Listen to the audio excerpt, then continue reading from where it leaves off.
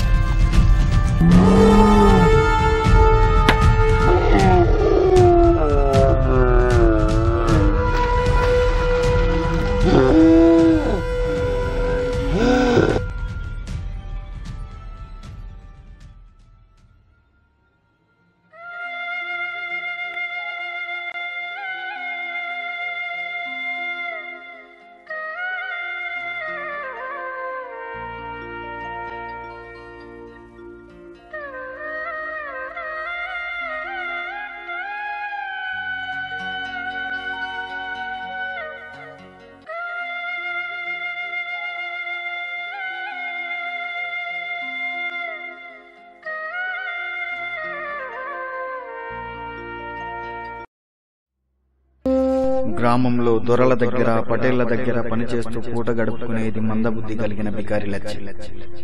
ఆ దొరల పదునైన కత్తిగాట్లకు బికారి లచ్చి వేలికి ఎన్నోసార్లు గాయాలయ్యాయి. ఆ గాయాల ప్రతిరూపాలే అవిటిగా పుట్టిన లచ్చిగాడు, అందంగా పుట్టిన లలిత. గ్రామంలో శవాలను కాల్చే పని దగ్గర నుంచి ఆ ఊరిలో జరిగే పెళ్లిళ్ళు పేరంటాల దగ్గర ఇంగిలిస్తర్లు మోసే వరకు పనిచేసే అనాథలే గంగడు, మూగవాడైన రాజుగాడు. చచ్చిపోయిన బికారి లచ్చి కొడుకు అనాథలు కలిసి ఊరిలో చిన్న చిన్న పనులు చేస్తూ అడుక్కు తిని బతికేవారు.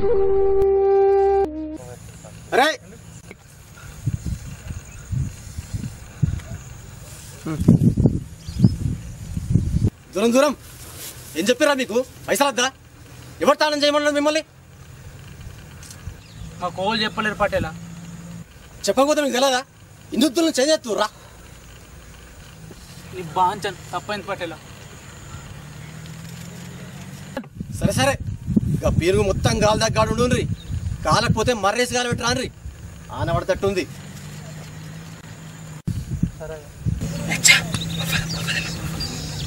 ఆకలి అవుతుంది అయ్యా, జరంత బువ్వంపిండి అయ్యా. ఇక వానికి ఇప్పుడేనాడయి ముందుకి పనులు కొట్టుకొని రాండి. ఇంటికాడ కళ్ళు కౌసు అన్నీ ఉన్నాయి, తిందురు కానీ.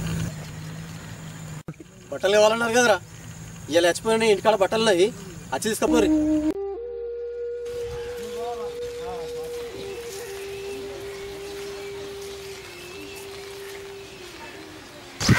లచ్చిగా కాడు మొత్తం కాలిందా? మర్రేసి కాలబెట్టినావా? సరే గంగా అయ్యా, గల్ల కొంచెం భూమి పెట్టరా, గడ ఉసుండూరి.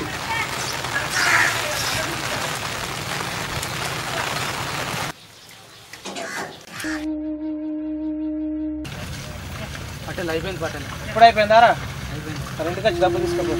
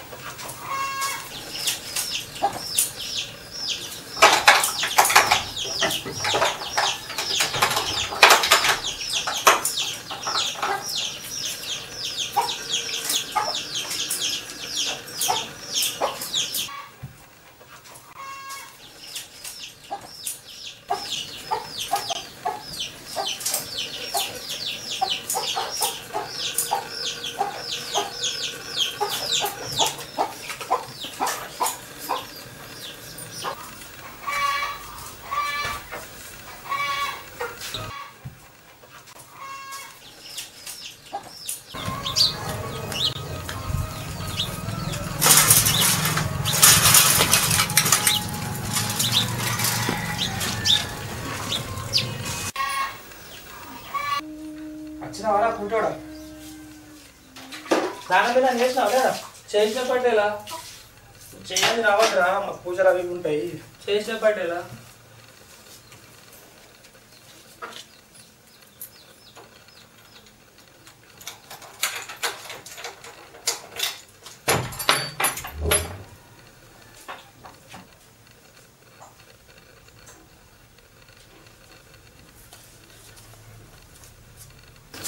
పైసలు లేవేంద్రా ఇలా తీసిన వారం నువ్వు ఇట్లా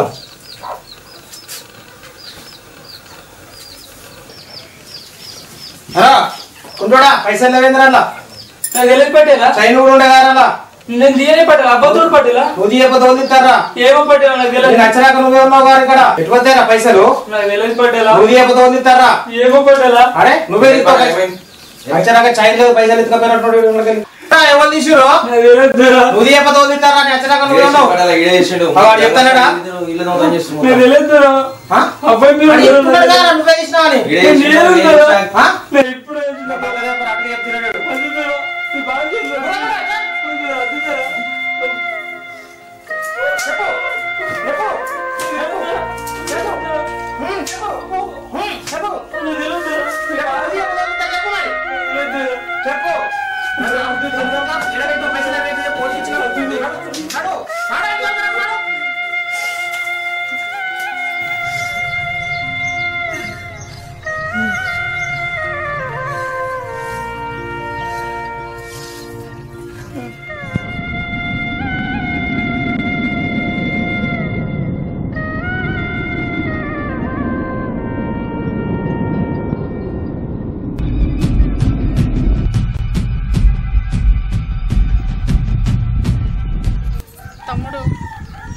చేసిన తప్పుకు నేను పోయి ఎన్నో బతుకుతాను.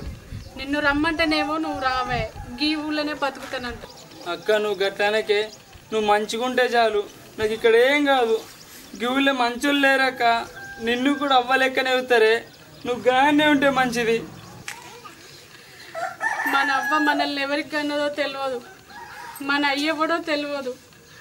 వాళ్ళు ఇల్లు అట్లా ఇట్లా అంటుంటే చచ్చిపోవాలనిపిస్తుంది. నువ్వే యాదొస్తావురా. అక్క నువ్వు నా గురించి రందివాడకే, నేను మంచిగుంటా, నువ్వు మంచిగుండు, సరేనా?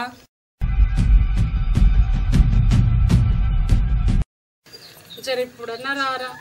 అద్దక్క నా మెల్లక నువ్వు కుంటికల్ నా అవతారం చూసి నీకు సాయం చేసేటోళ్ళు కూడా చెయ్యరు. నువ్వు ఆన్నే ఉండు, నేను ఈయనే ఉంటా. గట్ట మాట్లాడకురా, బాధ అనిపిస్తాను. నిన్ను ఈ ఊళ్ళో చూస్తే మంచిది కాదు, ఈ ఊళ్ళో వాళ్ళు మంచి వాళ్ళు లేరు, నువ్వు జల్ది పోయే. నేను మంచిగుంటా, నువ్వు మంచిగుండు, సరేనా?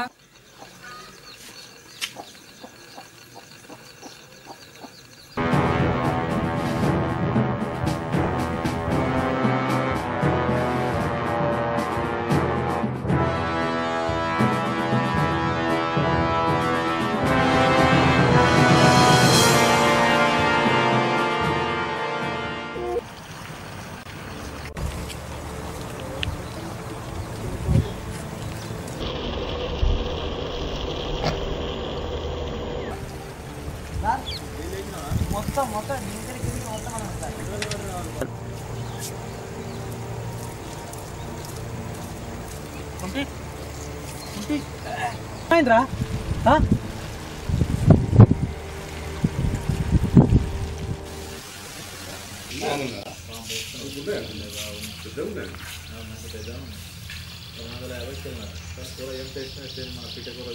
ఏమ్రా లచ్చి కొడుకునా నువ్వు?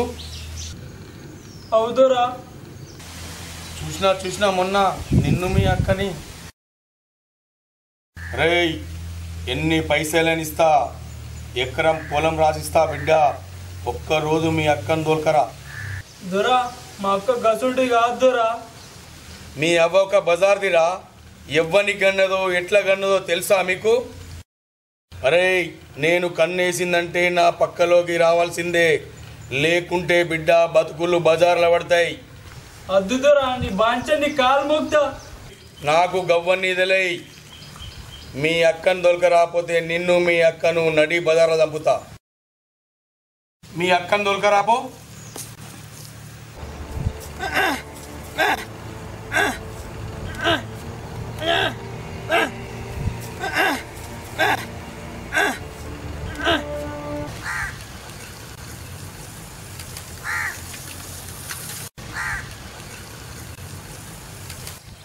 అక్క వచ్చింది, అక్క మీద కన్నేసిండు ద్వారా.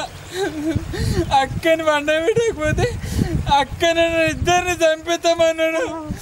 నాకు అంత భయం పడుతున్నది.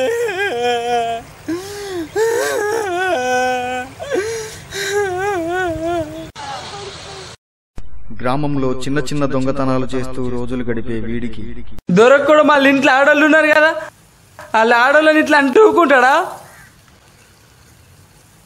వీళ్ళు మాట్లాడే మాటలు ఒక వరంలా కనిపించాయి, వినిపించాయి.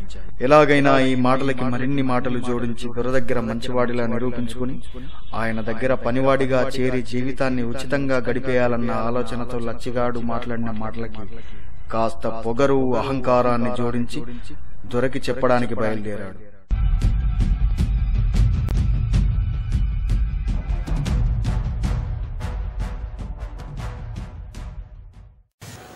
దొరా మీకు ముచ్చట చెప్పాలి దొరా. ఏం ముచ్చట్రా? దొరా గలచ్చి కొడుకు నీ గురించి మీ ఇంటి వాళ్ళ గురించి గలీజా మాట్లాడి దొరా. ఏం మాట్లాడినరా? దొరకి ఇట్లా మాట్లాడితే ఏమనుకోకూడదు దొరా. మీ ఇంటి ఆడల గురించి బాగా గలీజా మాట్లాడి దొరా. నేను బిడ్డను అనుకోను, నేను మొగని కాదా? నాకు మోతరం లేదా? అయ్యనే మొగోడా అన్నాడు దొరా కుంటోడు. ఆ ఇంటి ఆడోళ్ళు అలా పని మనుషులతో పాలేరులతో సంబంధం పెట్టుకొని దొర లేనప్పుడు గలీజ్ పని చేయలేరా? అలా ఆ ఇంటి ఆడోళ్ళు మన సంసారలా అన్నాడు దొర కుంటోడు. అందుకే కదా పెద్ద పాలేరు రాజుగారితో అలా పిల్లలు సంబంధం పెట్టుకున్నందుకు దొర అని చంపేశాడు కదా అన్నాడయ్యా కుంటోడు.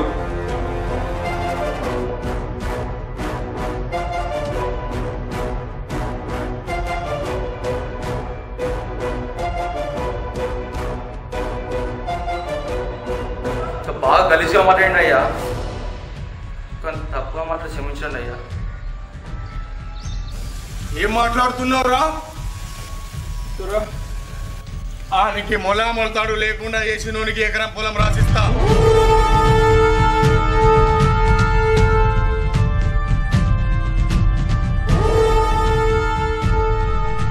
తన మాటకి విలువివ్వకపోవడమే కాకుండా తన అక్కని పంపించకపోవడమే కాకుండా తన ఇంటి ఆడవాళ్లను తిట్టడమే కాకుండా తన కూతురి శీలాన్ని అవమానించడమే కాకుండా తన భార్యకి తన ఇంట్లో పనివాడికి ఉన్న అక్రమ సంబంధం గురించి లచ్చిగాడు మాట్లాడటం దొరకి విపరీతమైన కోపాన్ని తెచ్చింది. ఆ కోపం లచ్చిగాడి చావును కోరింది.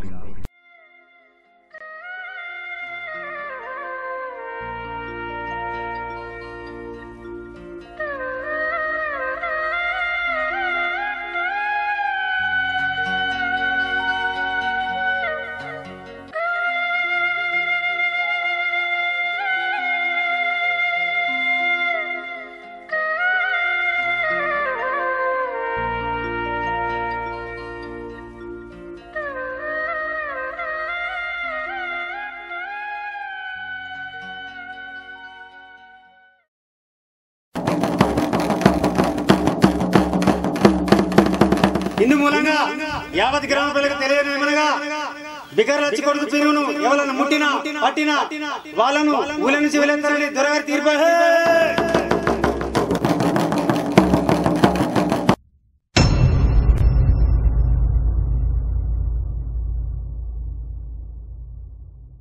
ఒక గ్రామంలో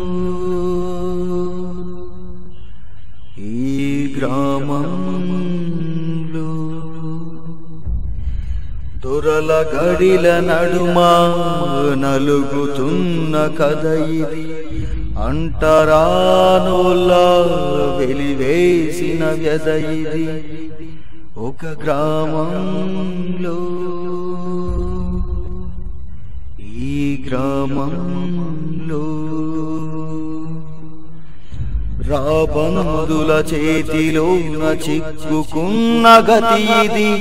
అమాయకపు జీవితాల్లో అలుముకున్న చీకటిది. ఒక ఒక గ్రామంలో ఈ గ్రామంలో వేల ఏళ్ళ కాళ్ళ కింద అనచబడ్డ కథ ఇది. శ్రమజీవుల బతుకుల్లో మారని తలరాత ఇది. ఒక గ్రామంలో ఈ గ్రామంలో ఒక గ్రామంలో ఈ గ్రామంలో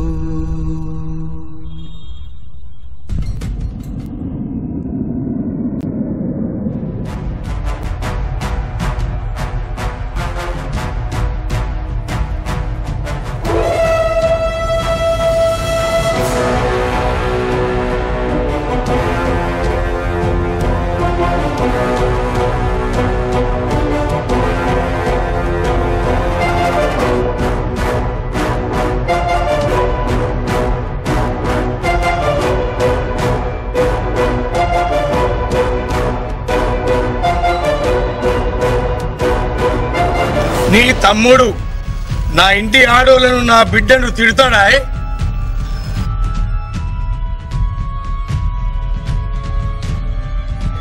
సచ్చిండుగా నీ తమ్ముడు.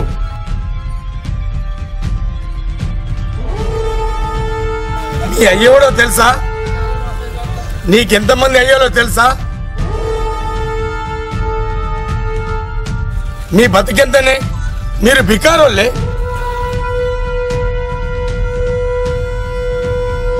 నీ అభయమైన ప్రతిభతనా? ఇవ్వు లేని మొగలు లేనా? గాడవై బతున్నావు.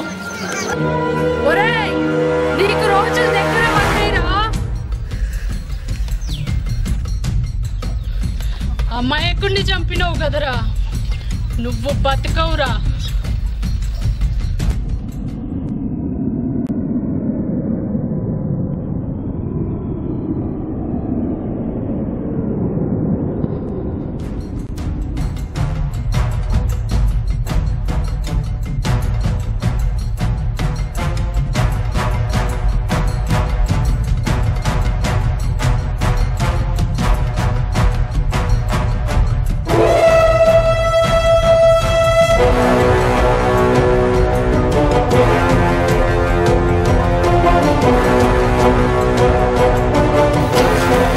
ఎప్పుడు అడ్డం వచ్చినా ఎంపెత్తా దొర కోసం చెప్తారా?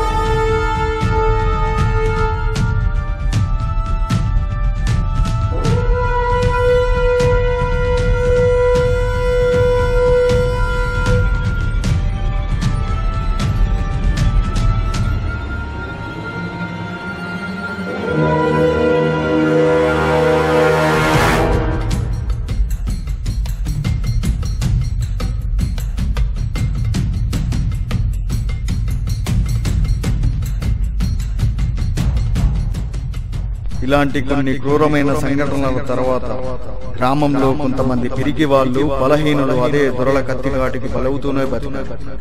కానీ కొంతమంది ధైర్యవంతులు బలవంతులు అడవి బాట పట్టి అన్నలుగా అక్కలుగా మారినారు.